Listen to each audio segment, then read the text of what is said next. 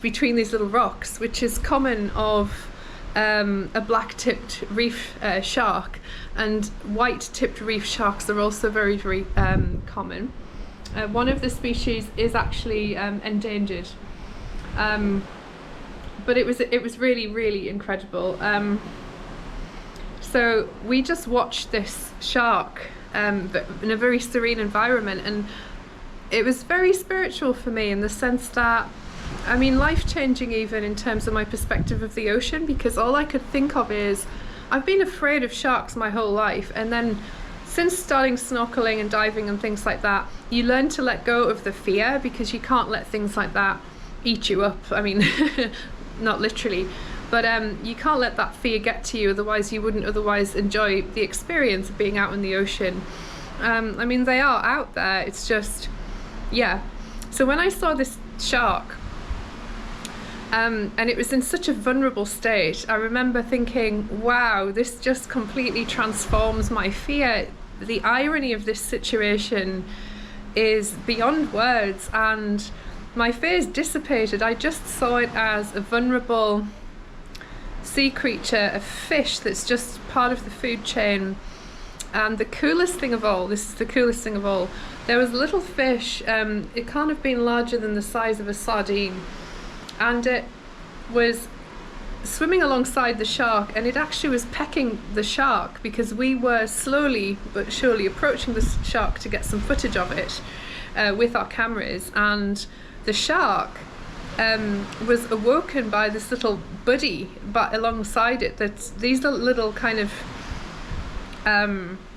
they're fish that kind of accompany the larger predators, and they work together in a network. It's kind of like having, I don't know, like mentors, or I don't know, like the camaraderie of the ocean, just like humans would have, I don't know, like dogs and cats or pets or something like that. The ocean also has its own unique network of communicating and helping each other. So I could see that this little fish was actually waking up the shark, because we, the larger predators, were actually getting closer, and it was at risk, so to speak.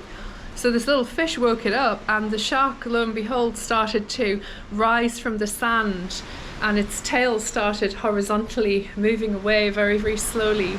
The shark was about maybe just short of 2 meters, so it was quite large. It was very long, and that for me was phenomenal. And also seeing it just out in this wide open space of just beautiful sand, and it was such a large open space, and to see it in the natural habitat was truly life-changing. It's no exaggeration to say it was truly life-changing. I will never perceive sharks in the same way again. Of course, they're an essential part of the food chain as well. If you research kind of the like the food chain in the ocean would not be existing as it does today without sharks. So they're incredible, and I've actually become a fan of sharks, believe it or not. So that was the third dive. I completed nearly all of my skills except for the flooding of the mask, which needed to be done underwater, but we ran out of time. We were on a very strict time limit, and we were also getting, you know, beautifully distracted by all of these other adventures while we were down there. So I then came back in December to complete the open water license, which is the level 2. So in September I completed the 12 meters, which is the first level, and then I came back and completed the second level, which is the independent open water license dive certificate, and I was very, very proud. I completed it on the 23rd of December of last year, and it was a phenomenal day. We actually went that day over to the east coast of Okinawa unexpectedly, but we went to a place called Kinred, and I completed the skills, and we went for a swim and saw some beautiful things. There were lots of cuttlefish around there, needlefish, and all kinds of other very interesting creatures once again. lots of colourful fish. So that is what I remember. Those are the key things that I remember from my dives. I have now officially done 5 dives so far. After qualifying for my scuba diving license, which I have right here,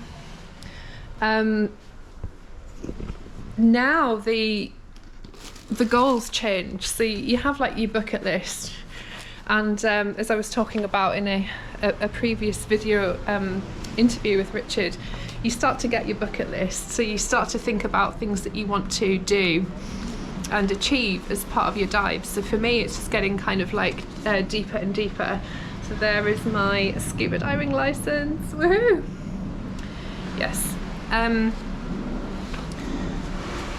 Yeah, so for me now, it's about getting deeper and deeper in the ocean, and eventually diving with sharks. Now, my instructor actually goes to Yonaguni. He's been in Yonaguni for most of this month actually, and also Manza, where the sharks are, and that's his passion, is the shark diving. So that's just a little bit about him. But for me, just having those new experiences, because every time I go out into the ocean I have a new experience. I come across something that I never dreamed of before. Just the other day I came across a very enormous Chinese trumpet fish, and I could literally see it head on. It was coming towards me and it was literally like a trumpet, and I thought, you know, I realised how it got the name. Yes, I just wanted to hop on and talk a little bit about the Diving Diaries. So the highlight was definitely the shark, for sure, and the philosophy with that. And I'm in such a beautiful location. Thank you very much everybody for watching. I will be back soon with another episode. And right now I'm just zoning out. This morning, by the way, I was out just feeding fish on a little snorkeling tour, and I had the boat to myself. It was quite something. It's off-peak season here at the moment, but it's also peak season for the whales. So I'm going to record something about the whales after this, because I have a little story about that too. Okay, thank you very much. You're watching The Culture Cave. I'm Gabriella White from this blissful paradise. Bye.